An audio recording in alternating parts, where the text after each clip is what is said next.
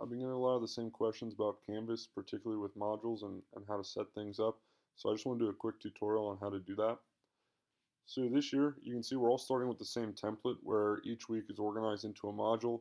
And at the top of each week, we have our home page like normal. Okay. So just to show you guys a few quick features, what I like to do is I like to populate my modules with various pages, assignments, and quizzes that my students are going to take. So here, quickly to go through the difference between those, I use a page anytime I'm trying to convey information. So for example, here the syllabus is set up as a page because I'm just going to give students information. I don't need anything back from them. Anytime I need something back, I'm going to use an assignment. So this is specifically, I'm going to deliver something to you. I want you to deliver something back to me as a student. And then of course, quizzes are fairly straightforward. Just so you know, you can also use those as an opportunity to survey students and gather information. Okay. So here we have our syllabus set up as a page. I'm going to go ahead, I'm just going to create an assignment, and this is nothing too important, but you can imagine doing this for something like notes. Okay. So let's say I'm going to deliver notes to my students, right? I'm going to go ahead and give this a due date. It's going to be Monday. Actually, I'm going to leave the due date off for now. I'm going to leave this as 0 points because I'm going to go ahead and give my students notes. But what I'm going to do is I'm actually going to just have them submit the notes to me, but I don't want to give them any points. Okay, and we're going to talk about why we're doing that later when we get to sequencing a module. Okay, so this is an assignment, right? I'm going to change no submission to be online. Okay. I'm going to go ahead and have my students do a file upload for me. Okay. And here, the assignment part. Now this is a neat feature.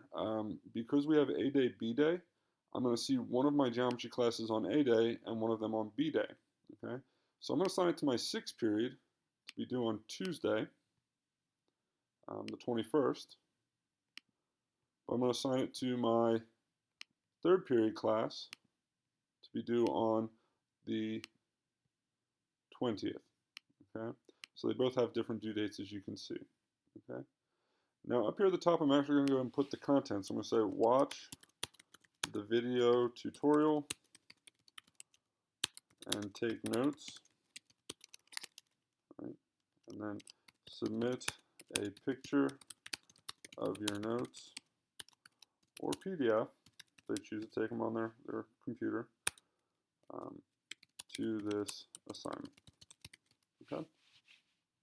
And then I'll have to go ahead and put a video here. Just to refresh on that, once you upload a video to YouTube, if you're on this page and you select Get Shareable Link, it'll copy it to your clipboard. And then to go ahead and put the video here, sorry, wrong page, I'll go ahead and just paste the URL, hit enter, and Canvas will automatically embed that for you. Okay. Now again, I made this 0 points, so why would a student do this? Okay, and we'll talk about that in just a minute. We'll go ahead and save and publish. Okay, so now when I go ahead and take a look at my home page, here I have it. Quarter 1, week 1 is my first page, and what I'm going to do is I'm going to add that notes for Monday assignment. I've already created it, so here I can go ahead and add that item. Okay, and you can see it's published. I can publish these as well, not that important. Okay, and now here when I go to quarter 1, week 1, all right, I can also now edit this page and say on Monday, read over syllabus and take notes. Okay. And to do that, I can now hyperlink this. So read over syllabus and take notes. Submit your notes for Monday here. Now I'm going to highlight the word here, and over to the right, you can see I have this menu with all these different options. Now I already made the assignment, so rather than posting the video here to my page, I can just simply put assignment, notes for Monday. Now when they click here, it's going to take them to that page. Okay, so that's something that students can do. So I've just embedded that. I can do the same thing with quizzes. So if I make a quiz, I can just go ahead and embed it right here. Okay, if there's a discussion I want them to access, I can embed it right here. So that's a nice little shortcut to save you from doing redundant work. Okay, and I'll go ahead and save that. And just to show you, if they click here, it will bring them to that assignment with the video. Okay. So we're back to my home page. And now I just want to show you guys the power of modules. So still, why are we putting this all in modules? And the reason we're putting this in modules is because now we can actually sequence events. Okay. So here, I'm going to add a few more things to my module. I'm not going to put anything in there, right? I'm going to put a quiz. I'm going to call it Welcome Survey. So new quiz. Let's call it Welcome Survey. Okay. I'll put it in assignments. And I'll have to go back later and fill that in, but I'm going to add that item right there. Okay. I can publish it even though there's nothing in it. Right? And so now what I can do is up here for my week 1 module, I can click on these 3 dots, okay, and I can edit the module. Now this is where the power happens. We've got a couple options here where we can lock this until, and we can go ahead here and put some requirements. That's what we want to do. Okay, so we're going to add requirements.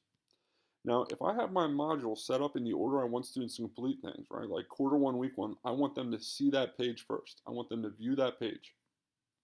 I can go ahead here and say, all right, let's make them move through these in order. I don't want them moving on to read the syllabus and the notes for Monday until they look at the week at a glance, okay? So now I can say quarter 1, week 1, I want you to view this item.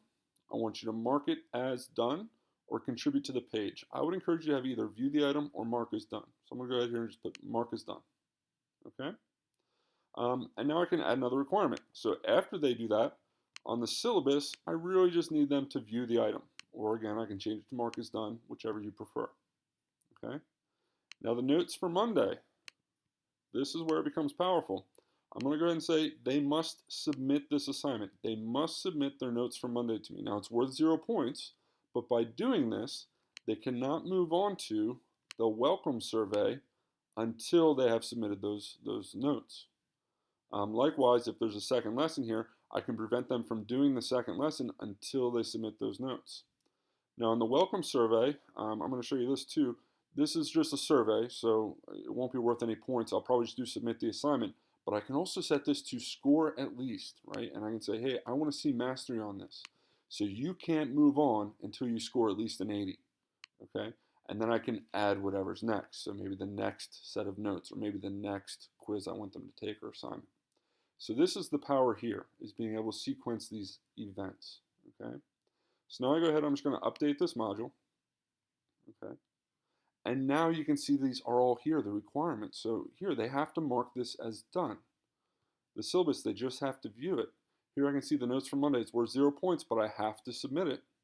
And the welcome survey, I have to score at least an 80, okay? And you'll see there's no due date here because I didn't set that up when I actually created the survey. I have to go in there and make a lot of decisions, actually, okay? Now, if you want to go ahead and start building more content, I can go ahead and say quarter 1, week 2, right? Edit. I can lock this until a specific time, or I can set up a prerequisite, right? And with a prerequisite, I can say, hey, you can't move on to this module until you've completed the first module. So this way, students can't get too far ahead if you don't want them to, okay? So again, these are just some options of some things that you can do now with modules, and this is why we've chosen to put things into modules for this remote learning or possibly blended learning experience. All right. So I hope you found that to be useful. If you have any questions, please let me know, and I'll be happy to help you. Most of you know my email address. It's sipkowskyt@franklinacademy.org, spelled exactly how it sounds. All right. Thank you.